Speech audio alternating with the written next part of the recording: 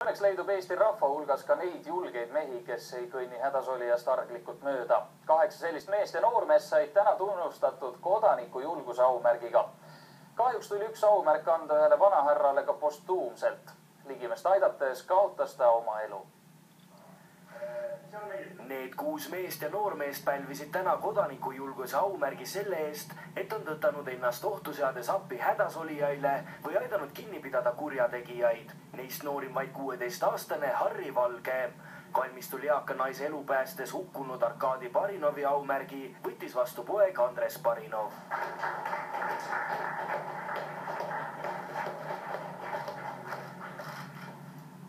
Neljakesi võtsid aumärgi vastu Mati Tammeleht, Gustav Martin, Karel Sootalu ja Rauno Prikk, kes 13. jaanuaril üheskoos relvastatud juveeliröövli kinni võtsid. Mati ja Gustav asusid kurjategijad jälitama kaupluse juurest. Neile tulid aga appi juhuslikult mööda sõitnud Karel ja Rauno, kes nähes, et midagi on valesti, asusid kurjategijad autoga jälitama ning lõpuks taga kinni pidasid. Kõhklust ei olnud, et ei tea võõras asi, et las jääda, küll saavad ise.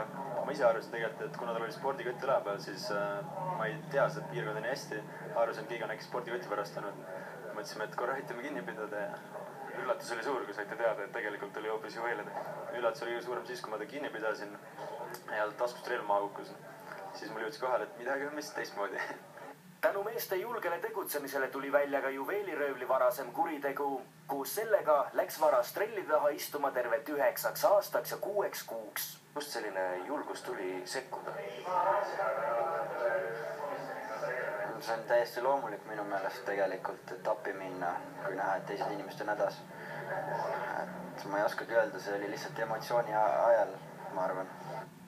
Peaprokurör Norman Aas ütleb, et alati tasuks enne konflikti tormamist hinnata olukorra tõsidust, ent kaaluda ka oma võimalusi.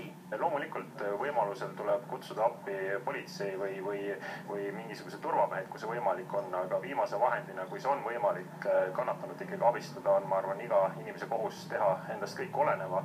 Kui ei ole võimalik või ei ole tõesti suuteline füüsiliselt vastu hakkama, on võimalik kas või hädakida isa tõsta, kutsuda teisi appi. Et kõige hullem, mis ma arvan, saabki juhtuda on see, et kui lihtsalt pööratakse pea ära ja astutakse eemale. Kodanikujulguse aumärgid said Mati Tammeleht, Gustav Martin, Karel Sootalu, Rauno Prikk, Sander Kalju, Ralf Toomel ja Harri Valge ning postuumselt Arkadi Barinov. Kokku esitati sel aastal 16 kodanikujulguse kandidaati.